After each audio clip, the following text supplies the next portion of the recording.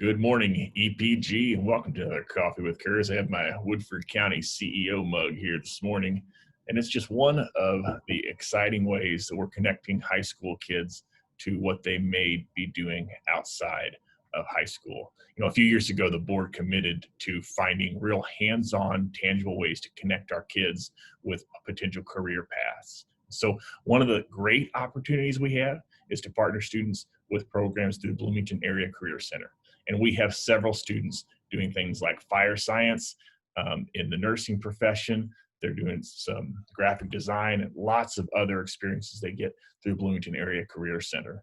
In addition to that, we began a work co-op program where students can earn high school credit by being out in the workforce, working jobs, getting paid, earning high school credit. And then they do that working with one of our teachers who's giving them some job coaching, checking on the work site, and providing support in that way. A third way, we're giving kids real hands-on learning opportunities. And one of the most unique and exciting things I've seen in education is Woodford County CEO. It's a partnership between Eureka High School, Roanoke Benson High School, and El Paso Gridley High School. Up to 20 kids a year get to participate in this program where they are out in the business world. They're spending the first 2 periods of every day for that year visiting businesses, creating their own businesses, and working through what it means to be an entrepreneur and a business owner. And they're learning not from textbooks or videos, they're learning from going out to businesses, meeting people, building that network. It's a great learning experience for them. And better yet, it's taking those people that want to be movers and shakers, those kids that want to maybe create their own business or get into those things, and it's connecting them to people in our community to see that we have a healthy and thriving place where businesses can prosper. And they're getting to meet those folks and see those folks. And our hope is that makes it more likely that they're going to come back home. And if they want to start businesses, they can do it here in our community. So I'm really excited about the Woodford County CEO program. And if you have students who are going to be juniors or seniors next year, it's something you should talk to them about, whether they might be interested in being a part of that. The application process is going on right now, and those are due just after we return from Christmas break. But we're excited about entering our 3rd year of Woodford County CEO next year. So with that, I'm going to jump into talking about the new EPG junior high. There you go. And so we are on track to open in the fall of 2022. Today, I want to share a little bit about the timeline of what's going to happen between now and then, and thought I'd share a few updated pictures of what it's going to look like. So here's the main entrance of the junior high. And you'll notice some of the initial drawings we had were first 1-story buildings, really folk with the brick exterior. And as we began to work through it, we found some ways to make a cost savings by moving to precast walls. And so the look is a little different because you have precast walls here. And when we do that, we do make a savings by stacking those walls and having a 1st floor and 2nd floor. And so we save some money in terms of the footprint, but also in terms of exterior walls by going to a 2-story building.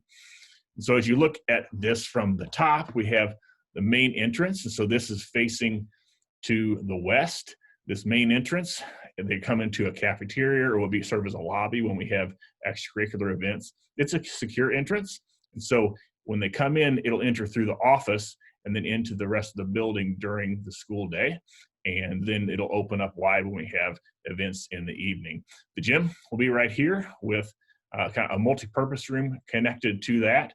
Behind it will be a music room, the kitchen, and some mechanical rooms. Again, that cafeteria is there with the main academic wing over here. 5th and 6th grade will be on the lower floor, and 7th and 8th grade will be upstairs. And then the administrative wing right there. If you look at it from the other side, again, you have the main entrance, the lobby, the academic wing here to kind of get your bearings.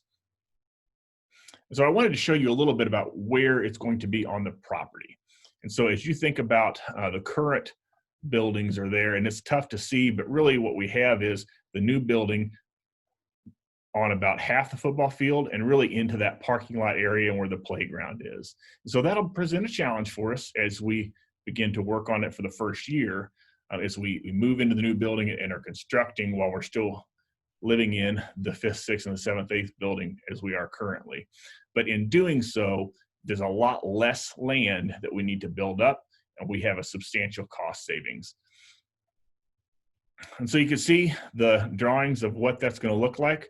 The first floor down here, we talked about the cafeteria, the academic wing. You have the gym, locker rooms, and the multi-purpose room, where that's that second gym. On the second floor, kind of the same space, there's offices. Here's where our library is going to be, and here is where the art room is going to be. And so 2 spaces that the 5th and 6th grade will come up, and you see stairs right here to access those as they come upstairs. So as we think about the project, we are in design development right now.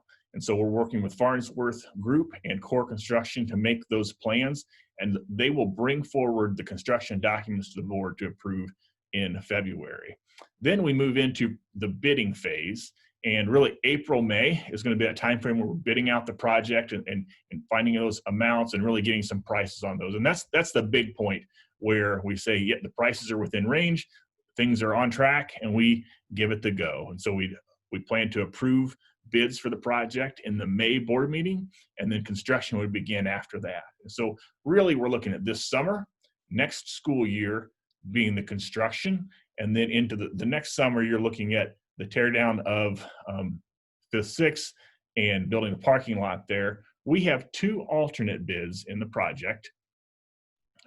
One of those alternate bids is add a second music room onto here, and the other alternate bid is to tear down the 7-8 building. So we're hopeful that we can get all that as a part of the project, but when we bid it out, we want to do that in layers so that we get a feel for where the pricing comes in, and hopefully we can knock things out and get really competitive bids here this spring. So all that to say, we're continuing to move forward. There's certainly been some challenges with doing this in a pandemic, and yet we want to do a good job communicating with our community about what to expect. And so we're on track for approving construction documents in February, and then approving the bids in May, and moving in August of 22. So hope you have a great Saturday, and I'll be cheering on the Tigers tonight. MIZ.